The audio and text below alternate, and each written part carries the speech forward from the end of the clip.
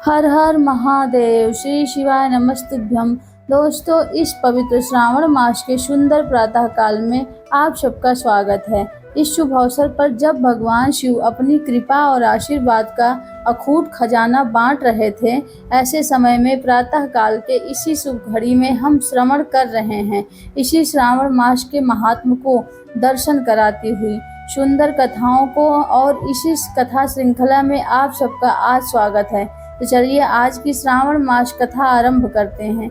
ईश्वर ने कहा, हे सनत कुमार, श्रावण मास में अमावस्या के दिन जो करणी और उसको जिस प्रसंग वश को जो कुछ अन्य बातें मुझे याद आ रह गई, उसको भी मैं आपसे कह रहा हूँ। इस समय मैं आपका अमावस्या से जुड़ी हुई एक कथा श्रवण करवाता हूँ। ध्यान से सुनिए।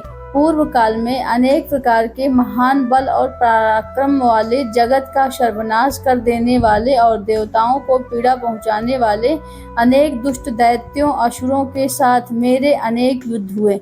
मैंने शुभ और वृषभ यानी कि नंदी के ऊपर आरूढ़ होकर संग्राम किए हैं, लेकिन महान शक्तिशाली और महापराक्रमी उस वृषभ ने मुझे बिल्कुल भी नहीं छोड़ा।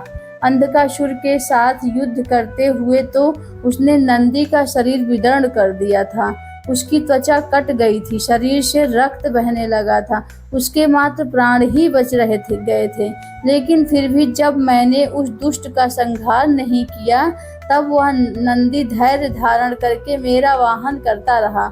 उसकी इस दशा को मैंने जान लिया था, इसलिए तुरंत ही उस अंधक का वध करने के बाद मैंने प्रसन्न होकर नंदी से कहा, हे सुव्रत, मैं तुम्हारे इस कृत्य से प्रसन्न हूँ। वर मांगो, तुम्हारे घाव ठीक हो जाएं, तुम बलवान हो जाओ, तुम्हारा पराक्रम और रूप पहले से भी बढ़ जाए। इसके अतिरिक्त और जो कुछ भी तुम वर मांगना चाहते हो वह वर मांगो, आज मैं तुम्हें वह सब कुछ अवश्य दूंगा।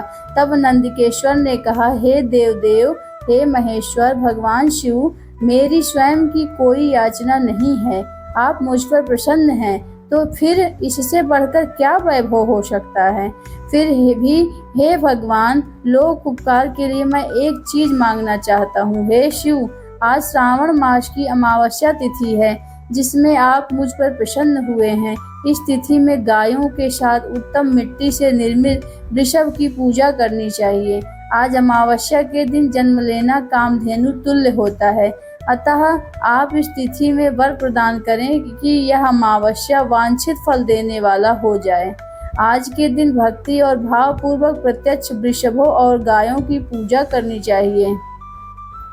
गेरू आदि धातुओं से प्रयत्न पूर्वक उन्हें भूषित करना चाहिए। उनकी सींगों पर सोना चांदी आदि के पत्र मढ़े जाएं और रेशम के बड़े बड़े गुच्छों को भी सींग पर बांधे जाएं। अनेक प्रकार के वर्णों से चित्रित सुंदर वस्त्र से उनकी पीठ को ढक दी जाए और गले में मनोहर शब्द करने वाला घंटा बांध दिया जाए। सूर्योदय से लगभग 4 घड़ी बीतने पर गायों को ग्रास में बाहर ले जाकर पुनः बेला में ग्राम में प्रवेश कराएं। आहार के रूप में सरसों, तिल की खाली आदि अनेक प्रकार के अन्न इस दिन अर्पित किए जाए। जो भी मनुष्य इस प्रकार से इस दिन करता है, उसका गोधन सदैव बढ़ता रहता है। जिस घर में गाय ना हो वह शमशान के समान होता है। पंचामृत और पंचगव्य दूध के बिना नहीं बनते हैं। गोमय गोबर से लेपन किए बिना घर अति पवित्र नहीं होता है। हे सुरोत्तम, जहाँ गौमूत्र से छिड़काव नहीं होता, वहाँ चींटी आदि जंतुओं का उपद्रव विद्यमान रहता है। हे महादेव, दूध के बिना भोजन का रस ही है क्या।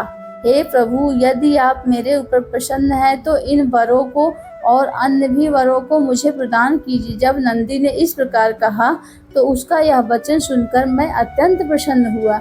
मैंने कहा, हे वृषभ श्रेष्ठ, तुमने मांगा है वह सब कुछ अवश्य होगा। हे नंदिन, इस दिन को जो अन्य नाम होगा उसे भी सुनो। जो वृषभ किसी के द्वारा कहीं भी किसी भी कार्य में प्रयुक्त नहीं किया जाता, वह तृण खाता हुआ और जल पीता हुआ, जो वृषभ शांतिपूर्वक विचरण करता हुआ और महान वीर तथा बलवान होता है, उसे पोल कहा जाता है। इसलिए हे नंदिनी, उसी के नाम से यह दिन पोला और इस नाम पर होगा। इस दिन अपनी इष्ट बंधुजनों के साथ महान उत्सव करना चाहिए। हे वत्स, मैंने उस दिन यह श्रेष्ठ वर प्रदान किए थे और लोगों के द्वारा इस श्रेष्ठ दिन का नाम पोला रखा जाएगा। इस प्रकार से सभी कामनाओं को पूर्ण करने वाला वृषभों को महान उत्सव करना चाहिए। इसके बाद अब इसी तिथि में किए जाने वाले कोष ग्रहण का वर्णन करूंगा। श्रावण मास के अमावस्या के दिन पवित्र होकर कोषों को उखाड़ लाएं। वे कोष सदा ताजे होते हैं, उन्हें बार बार प्रयोग में लाना चाहिए। पुष्काश, यव, दूर्वा, उशीर, शकूदर, गोधूम, गेहूं, वही, मौजी, बलवज 10 दर्भ कहलाए गए हैं। ब्रह्मा जी के साथ उत्पन्न होने वाले और ब्रह्मा जी की इच्छा से प्रकट होने वाले दर्भ मेरे सभी पापों को नाश करना और कल्याण कारक बने रहना। इस प्रकार उत्तम मंत्र का उच्चारण करने के बाद ईशान दिशा में मुख करके हम फट मंत्र के द्वारा एक ही बार में कुश को उखाड़ ले, जिसके अग्र भाग टूटे हुए ना हो और शुष्क ना हो। वो हरित वर्ण के कुश श्राद्ध कर्म में के योग्य कहे गए हैं। जड़ रहित कुश देव कार्यों के लिए और जप आदि में प्रयोग किए योग्य होते हैं। 7 पत्तों वाले कुश देव कार्य और पितृ कार्य के लिए श्रेष्ठ होते हैं। मूल रहित और गर्भ युक्त अग्र भाग वाले और प्रदेश यानी कि 10 उंगल प्रमाण वाले 2 दर्भ पवित्र के लिए उपयुक्त होते हैं। ब्राह्मण के लिए 4 कोष पत्रों का पवित्र बनाया गया और अन्य वर्णों के लिए क्रमशः 3, 2 और 1 दर्भ का पवित्र कहा गया है, अथवा सभी वर्णों के 2-2 दर्भों को ग्रंथि युक्त पवित्रक होता है। यह पवित्रक धारण करने के लिए होता है और इसे मैंने आपको बता दिया। उत्पमन हेतु सभी के लिए 2 दर्भ उपयुक्त होते हैं। 50 दर्भों में ब्रह्मा और 25 दर्भों से विशिष्टर बनाना चाहिए। आचमन के समय हाथ से पवित्र को नहीं निकालना चाहिए। विकिर के लिए पिंड देने और अग्नोवर करने के अनंतर और पाद्य देने के पवित्र त्याग कर देना चाहिए।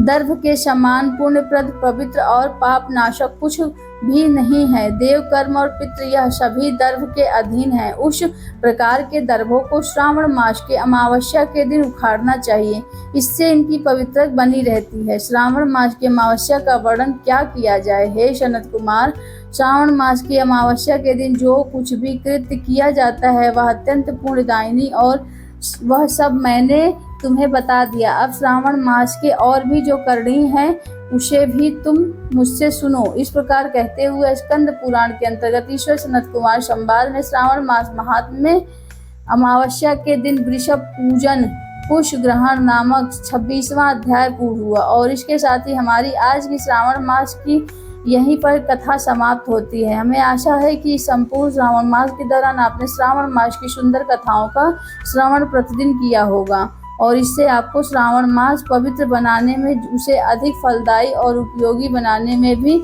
सहायता हुई होगी और निश्चित रूप से आप सभी ने भगवान शिव की विशेष कृपा प्राप्त की होगी। हमारे चैनल प्रीति बस 999 का प्रयास एकमात्र यही है कि हम अपने पुराणों, वेदों, ग्रंथों से प्रमाणभूत और बिना किसी मिलावट के सभी व्रत, पर्व, त्योहार और अन्य पौराणिक कथाओं को आप तक पहुंचा सके, ताकि सनातन धर्म और वैदिक सभ्यता का फिर से एक बार पुनरुत्थान हो जाए। इसी उद्देश्य के साथ हम यह सेवा करने का प्रयास करते हैं। अगर आपको हमारा यह प्रयास सराहनीय लगता है और अगर आपको लगता है कि हमारे द्वारा किए जाने वाला ज्ञान, जानकारी और कथाएं वास्तव में प्रामाणिक है, तो जो समाज में परिवर्तन और नवचेतना ला सकती हैं, आप इस कार्य को आगे बढ़ाने में हमारी मदद करिए। अगर आपको हमारा यह वीडियो अच्छा लगा तो हमारे चैनल प्रीति बस 999 को जरूर से जरूर लाइक, सब्सक्राइब कर लेना और एक प्यारा सा कमेंट कर देना। कमेंट से हमें पता चलता है कि हाँ, हमारी वीडियो अच्छी थी कि नहीं अच्छी थी, तो प्लीज़ आप लोग प्यारा सा कमेंट करिए और हर हर महादेव जरूर लिखिए। धन्यवाद।